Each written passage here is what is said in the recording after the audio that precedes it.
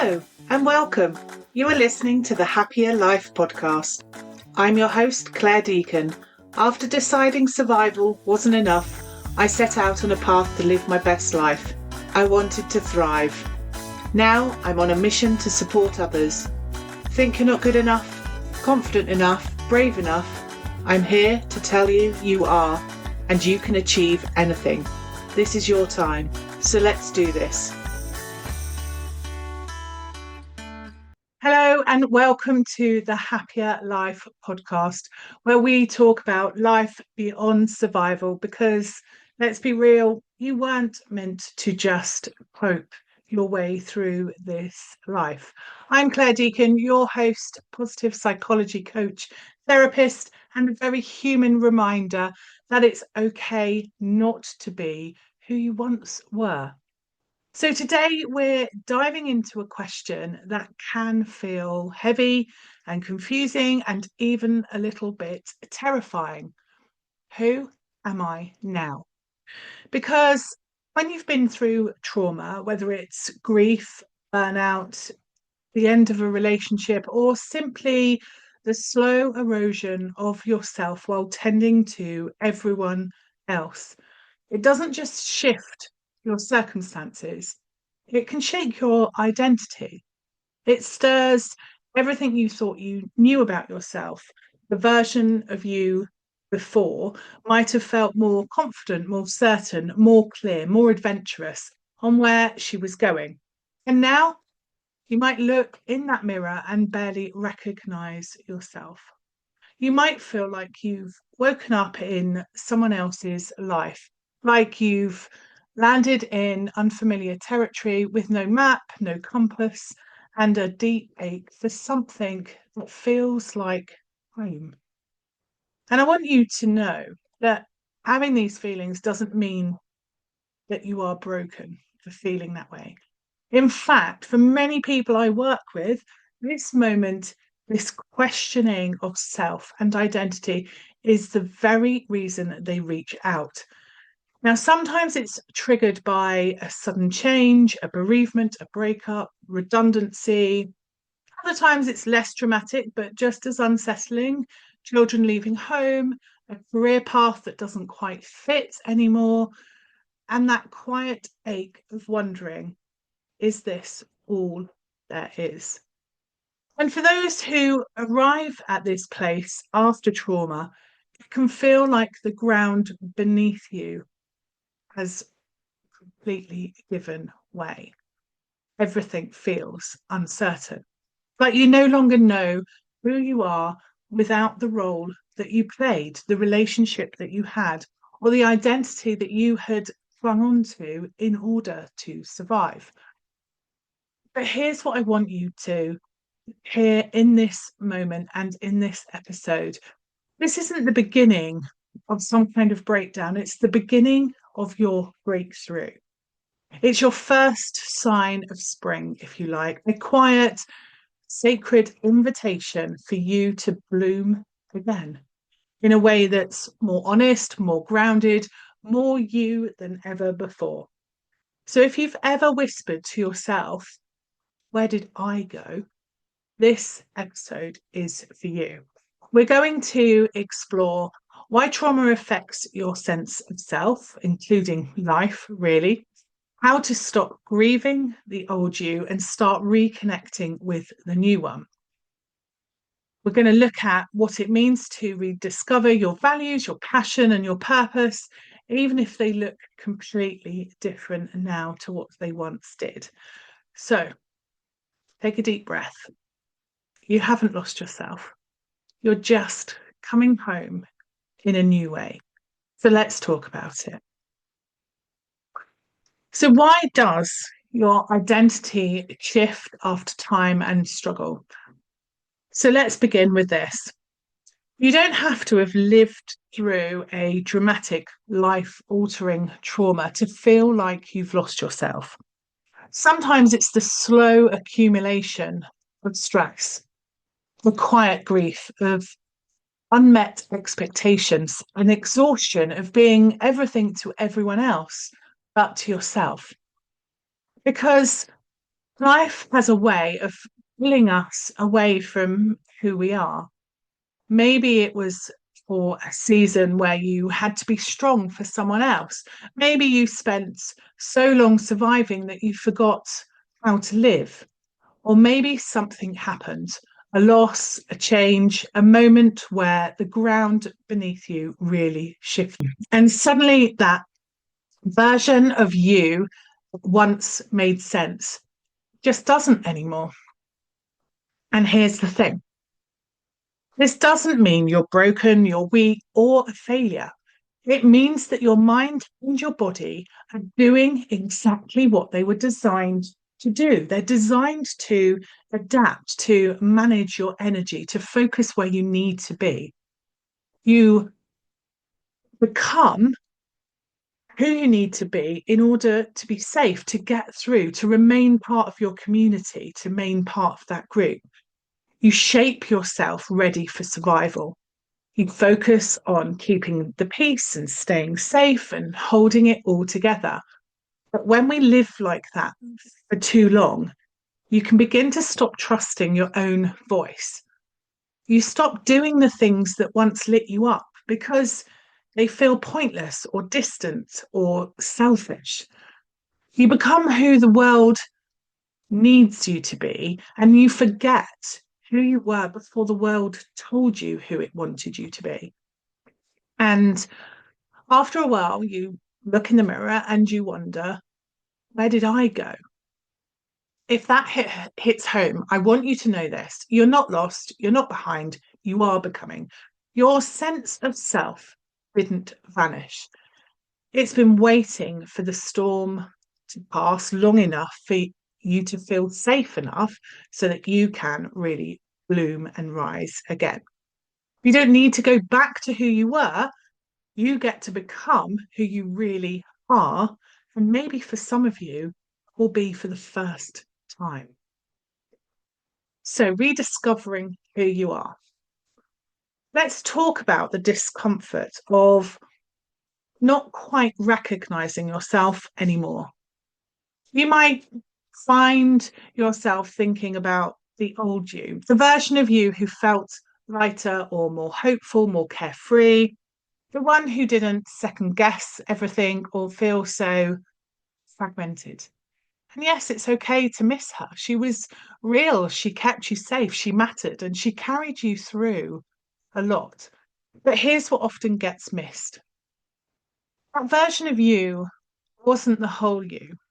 He was shaped by circumstance, by survival, and sometimes by what others' expectations were and what was needed from you more than what you truly needed yourself. So maybe this part of your healing isn't about letting go of her or grieving her entirely. Maybe it's about reclaiming the pieces of her that still fit, whilst making space for new ones that reflect who you are now.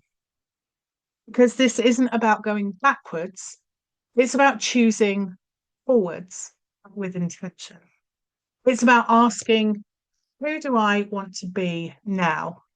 With all the wisdom I've learned, what stays and what goes, what gets to evolve. And yes, that takes courage. It takes self trust, self compassion, and a willingness to sit in the unknown for a while. But the truth is, you're not starting from scratch, you're starting from experience, from strength, from clarity. And maybe, just maybe, the you that's emerging now. She's the most honest and powerful version yet. So, how do you start reclaiming yourself? How do you begin to feel like you again? When life has left you altered in ways you didn't choose, how do you rebuild your sense of self, not from scratch, but from the pieces you're gently gathering, parts that still feel true? So, this isn't going to be a checklist. It's not a 5-step formula. This is about reconnection to yourself, to your values, to your voice, and to the life that's waiting for you now. So let's walk through it together of the types of things that you can explore to be able to find those pieces. So, first of all, reconnecting with what truly matters to you. When life cracks us open, it often reshuffles what feels important. Maybe things that used to drive you no longer hold the same weight or value. Maybe you've started to see through old roles, old expectations, old definitions of success, and wondering what's actually yours and what are those things that you have taken on board and owned as part of yourself, but really they belonged to someone else. So instead of trying to go back to the version of who you once knew, ask yourself what you really care about now and what do you value?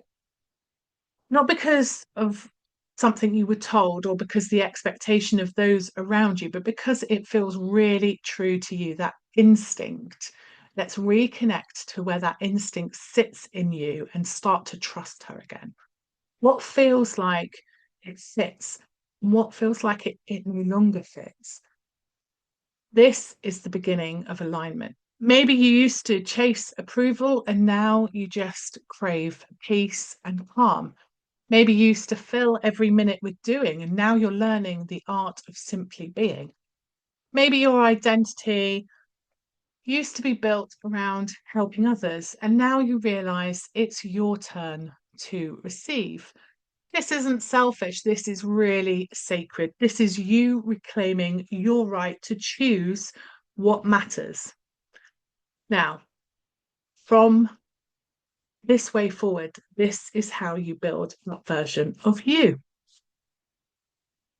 So, really, you need to follow those breadcrumbs, that sense of aliveness. Trauma can dull your connection with joy. It can convince you that it's safer not to feel too much, not to hope too hard, and not to reach too far. Often we have this feeling when we've experienced heartbreak, we're never going to fall in love again, we're never going to be in a relationship again, it's too hard. But the things that you once loved may not feel the same anymore, and that's okay.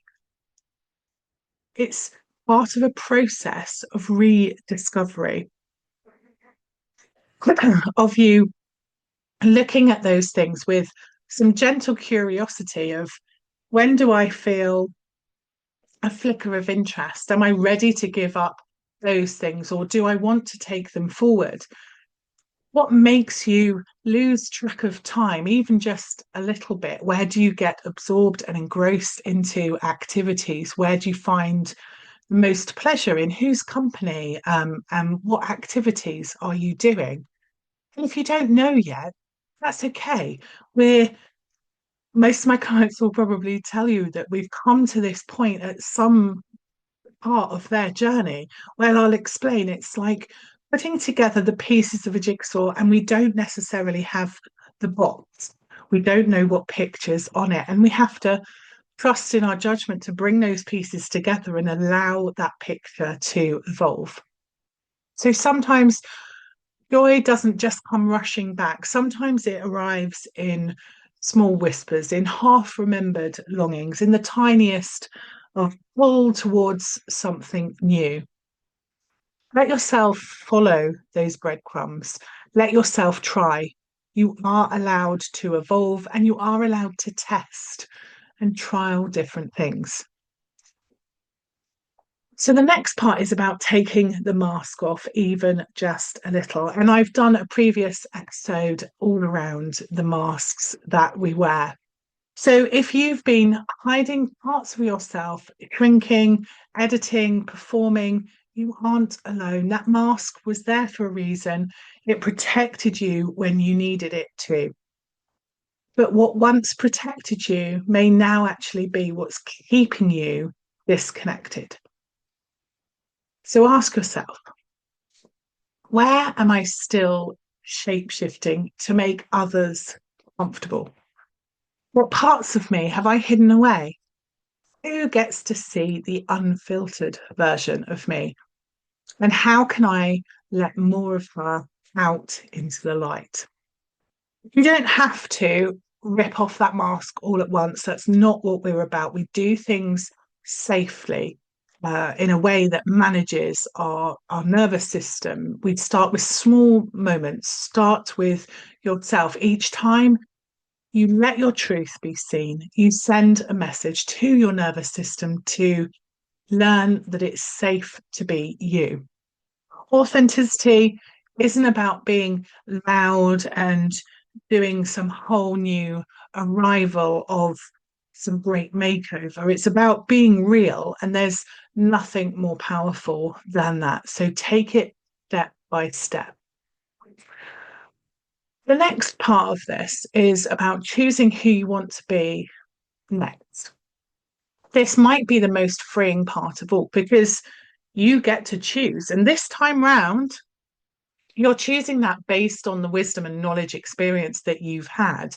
And as clear as there may be things that you really aspire towards, you'll also know that there's a whole host of things that you know you do not want to be a part of. So this is not based on what others need from you or others expect of you. This is a version of you that you get to create. It's based on who you want to become now with all that wisdom, all that strength, resilience, the self-awareness that you've earned. So ask, who am I when I'm not performing? What kind of life do I want to build? Not perfectly, but intentionally.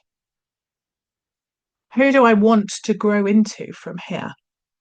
You don't need to have all of the answers. You just need a starting point and a willingness to ask the questions and the courage, really, to keep listening to yourself.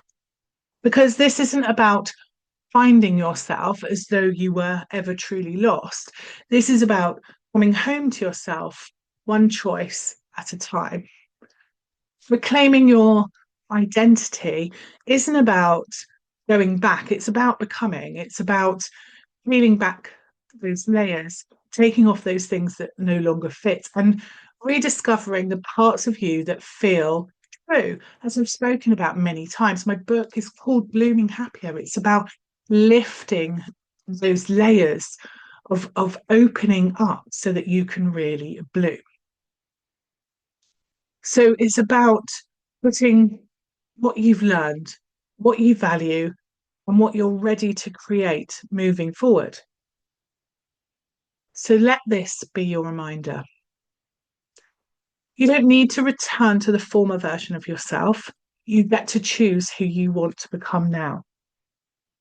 You're not broken. You are becoming. You haven't lost yourself. You're uncovering those deep layers. You're never gone, only quiet. This isn't about fixing. It's about remembering, reconnecting, reclaiming, and rediscovering. And if you're ready to take that next step to explore this new version of you, and you need some support and some compassion, I'd love to walk along that journey with you. So book a free chat with me, happyacoach.com/chat, or send me an email, claire@happyacoach.com. So until next time, be kind to yourself. You are not starting from scratch. You are starting from wisdom. If you've enjoyed this episode, ensure you hit subscribe, head on over to my website, happyacoach.com, sign up for the weekly newsletter, and let me support you in living a happier life. I'm your host, Clare Deacon. Thank you for listening.